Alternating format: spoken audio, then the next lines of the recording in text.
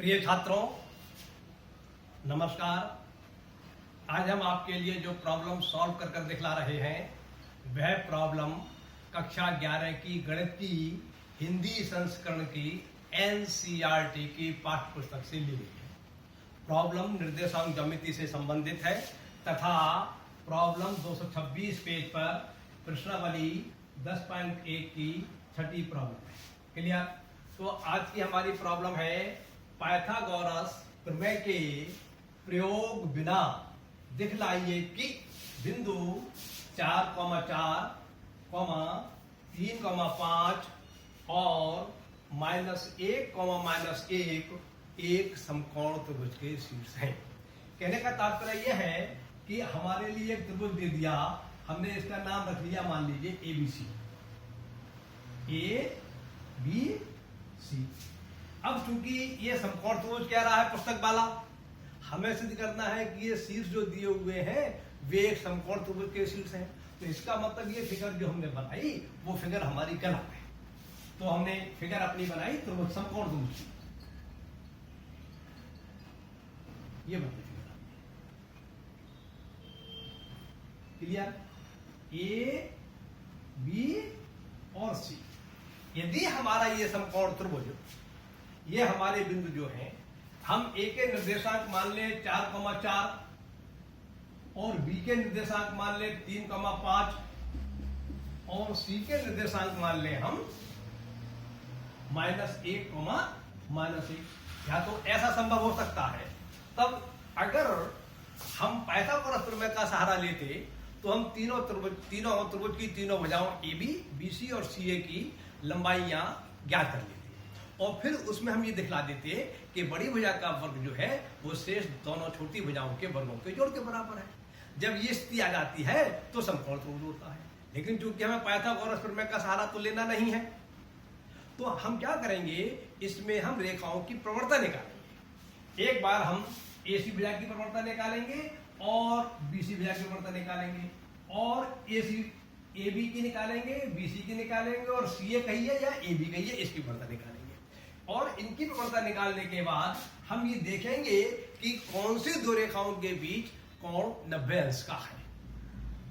जिन दो रेखाओं के बीच का कोण 90 अंश का होता है उनकी प्रवणताओं का गुणनफल -1 के बराबर होता है।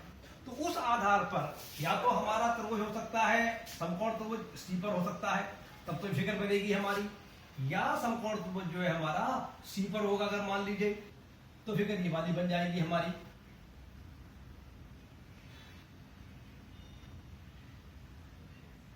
ये यहां पर आ गया, B यहां आ गया और C यहां आ गया। या ये हो सकता है कि समकोण जो है वो A पॉइंट पर हो, तो फिर फिगर हमारी ऐसी बन जाएगी,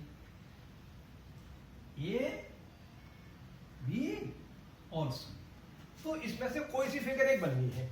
अब हमें ये तो मालूम नहीं है कि इसमें कौन सी दो भुजाएं परस्पर समकोण है, परस्पर दोनों के बीच का कोण 90 अंश है। तो इसलिए हम प्रश्न को हल करने के लिए कोई सी एक फिगर मान लेते हैं, उससे हम प्रश्न को हल करेंगे। फिर देखेंगे हम कि हमारा उत्तर किस प्रकार से सही आएगा और कौन सी फिगर सही होगी। तो इसको हल करने के लिए हमने मान लिया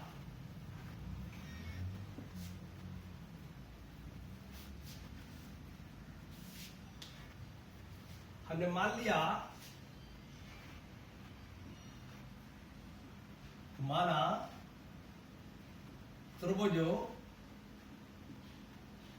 ABC है। हमें अपनी आसानी के लिए, सुविधा के लिए, समझने के लिए, समझाने के लिए त्रिभुज का कुछ ना कुछ नाम रखना पड़ेगा। हमने त्रिभुज का नाम ABC रख लिया तथा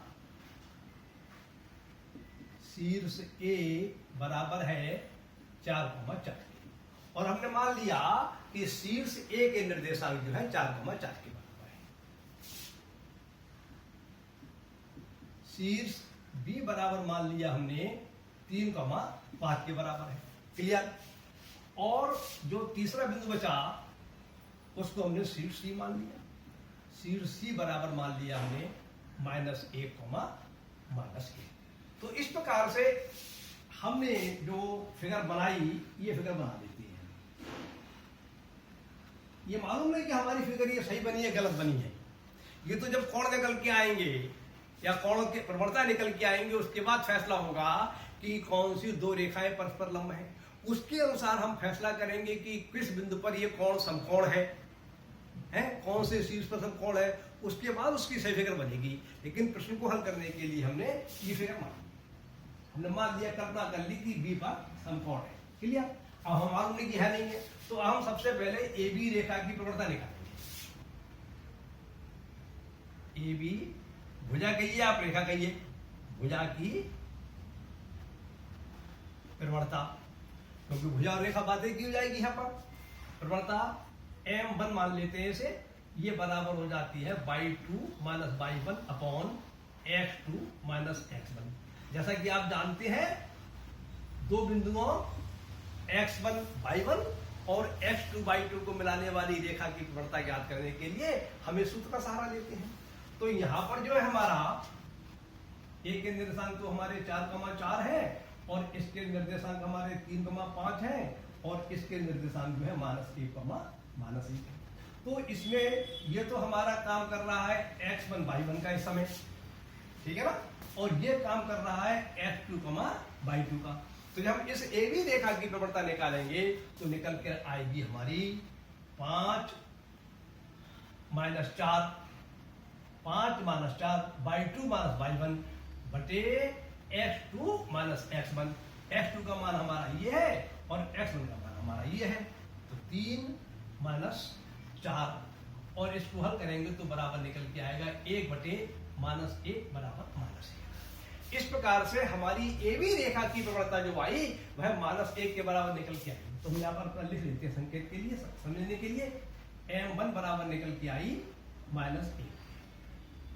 मतलब ये इसका मतलब ये हुआ कि हमने जो गणना करी उसके हिसाब से AB रेखा की प्रवणता जो है -1 के बराबर आई। अब हम BC भुजा की प्रवणता निकालेंगे।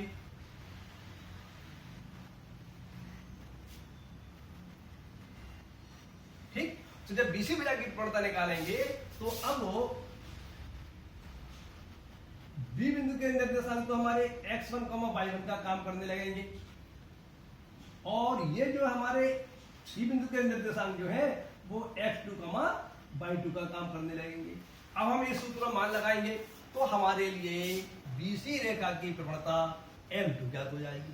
तो हम मान लगा रहे हैं, ये हमारा y2 का काम कर रहा है, ये y1 का काम कर रहा है, ये x2 का काम कर रहा है, ये x1 का काम कर रहा है। तो -1 -5 बटे -1 -3 और इसको हल करेंगे तो प्राप्त होगा -6 बटे -4 और इससे ही कैंसिल हो जाएगा और हमें फल प्राप्त होगा 3 बटे 2। इस प्रकार से BC रेखा की प्रवणता निकल के आई 3 बटे 2। तो यहां पे लिख लेते हैं इसको m2 बराबर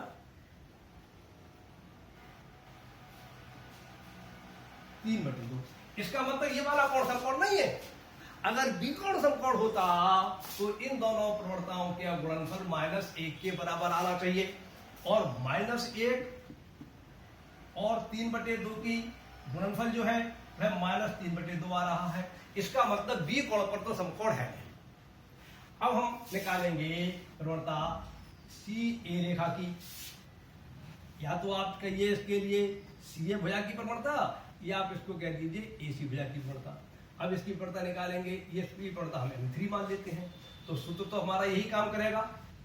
आप परीक्षा में इस प्रकार से नहीं करेंगे कि ये इस पर आपको आगे बढ़ते रहेंगे। उसके लिए मैं तो यहाँ पर चूंकि जगह कम है ना, इसलिए इस प्रकार से करके दिखला रहा हूँ। ये आपका अब x1 का काम तो ये कर रहा होगा और y1 का काम ये करेगा और x2 y2 का काम ये करेगा। अब हमने इसमें मान लगाया तो इसमें मान लगाएंगे तो मान लगेगा हमारा, हम अगर CA की प्रवणता निकाल रहे हैं तो ये x1 y1 का काम करेगा, ये x2 y2 का काम करेगा।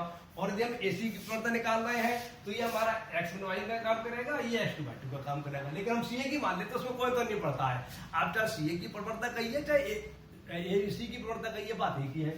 आप किसी भी से निकालिए, अंतर कुछ नहीं पड़ेगा। तो इसमें आएगी हमारी y2 - y1 मतलब 4 - -1 बटे ये तो बाई टू का काम कर रहा है और ये बाई वन का काम कर रहा है, x2 बटे x1 तो 4 माइनस माइनस 1, x2 का काम 4 कर रहा है और x1 का काम माइनस 1 कर रहा है। इसे सॉल्व करेंगे तो फल प्राप्त होगा अंश में 4 प्लस 1 और हमें प्राप्त हो 4 प्लस 1 बराबर 5 बटे 5 बराबर 1। इस प्रकार से इसकी प्रवणता निकल के आई M3 बराबर माइनस इस प्रकार से एसी रेखा की प्रवणता जो आई वह 1 निकल के आई है। इसका मतलब ये हुआ कि AB और AC रेखा के बीच का कोण जो है 90 अंश का होना चाहिए। तो इसका मतलब ये जो फिगर हमने बना ली वो फिगर हमारी गलत हो गई। कायदे से फिगर हमारी ये बननी चाहिए A, B और C। अब AB रेखा की प्रवणता कितनी निकली है हमारी -1 और AC रेखा की प्रवणता कितनी निकली है A उभयनिष्ठ है ना, इसलिए A पर समकोण बनेगा। A, B और AC इन दोनों में A उभयनिष्ठ बिंदु, तो इसका मतलब बिंदु कोण जो है वो 90 अंश का A बिंदु शीर्ष बनेगा। तो A यहाँ पर लेना पड़ेगा हमारे लिए और इसकी प्रवणता निकल के आई है 1 के बराबर। ये तो M1 का मान हो गया और ये M3 का मान हो गया। क्लियर? अब आप लिखेंगे इसके आगे, ये थ्योरी लिखनी पड़ेगी आपको और लिखने के साथ साथ आपको समझना भी पड़ेगा। इसका मतलब ये हुआ कि हमने ये फिगर जो बनाई थी वो गलत बनाई हमने। कायदे से फिगर ये वाली बनना चाहिए, 4,4 यहाँ पर होना चाहिए बिंदु, B बिंदु 3,5 यहाँ पर होना चाहिए और C बिंदु जो है वो यहाँ पर ये होगा। ठीक है? ये हो सकता है कि आप B यहाँ मान ले, C यहाँ मान ले, उससे कोई नहीं पड़ता है, फिर आपका क्या है ABC चाहिए। तो आप लिखेंगे अब AB रेखा की प्रवणता M1 बराबर -1 और AC रेखा की प्रवणता M3 बराबर 1। ये 1 निकल के आई है आपकी, ये तो आपकी -1 निकल के आई है और ये 1 निकल के आई है का गुणनफल M1 ये और M3 ये, तो M1 गुणा M3 बराबर -1 गुणा 1 बराबर -1। आपको ये हल करके दिखलाना पड़ेगा, आपको बतलाना पड़ेगा कि इन दो प्रवणताओं की गुणा -1 आ रही है, इसलिए इन दोनों रेखाओं के बीच का कोण 90 अंश है। अतः AB और AC रेखाएं परस्पर लंब हैं, अर्थात दिए गए त्रिभुज का शीर्ष A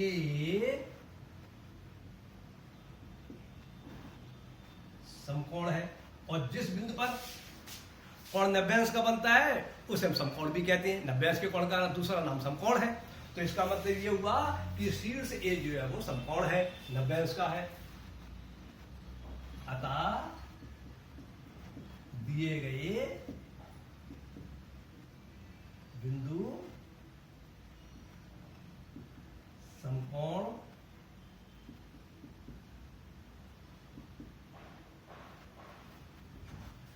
त्रिभुज के शीर्ष है और हमें यही हल करना था कि ये जो बिंदु दिए हुए हैं वे एक समकोण त्रिभुज के शीर्ष हैं। तो हमने इस प्रकार से प्रश्न को भी हल कर दिया। आप प्रश्न को हल करनिए, समझिए, प्रयास कीजिए। अगर हमसे ये कहता पाइथागोरस की सहायता से करो तो हम ऐसा नहीं करते, फिर हम तो तीनों भुजाओं की लंबाई निकाल लेते और बड़ी भुजा का वर्ग शेष दोनों छोटी भुजाओं के वर्गों को जोड़ के बराबर दिखा के कह देते कि पाइथागोरस की प्रमेय को ये त्रिभुज पूरा कर रहा है, इसलिए त्रिभुज हमारा जो है समकोण त्रिभुज है। लेकिन क्योंकि उसने कह दिया कि उसका प्रयोग तो करना नहीं है, इसलिए हमें इस प्रकार से करना है। क्लियर? तो आप इन सब बातों को समझिए जो बात मैंने बताई है, और इन सूत्रों को याद करिए। आप स्पष्ट जितना अधिक हो जाएगा आपको, उतनी आसानी से आप प्रश्न पूर्ण कर सकते हैं। आपका प्रश्न पूरा होता है। नमस्कार।